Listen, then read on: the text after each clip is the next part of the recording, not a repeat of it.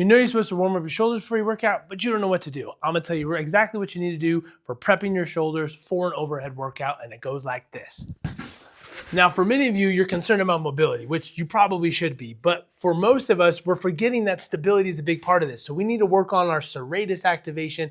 Doesn't matter what that is. That simply means your ability to hold your shoulder blade out in front of you.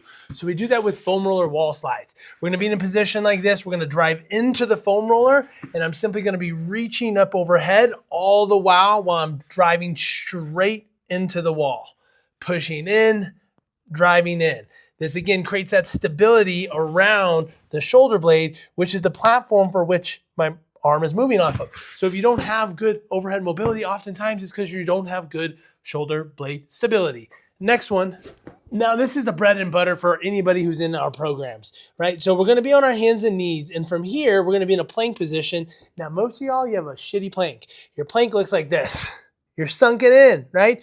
Drive that floor away, and then you're gonna go from a plank to a down dog. So I'm doing relatively that same thing, but with more weight as I'm trying to sustain and press my body away from the ground, which is that same pattern we just worked on, while then driving up overhead to make sure I'm stable in an overhead position.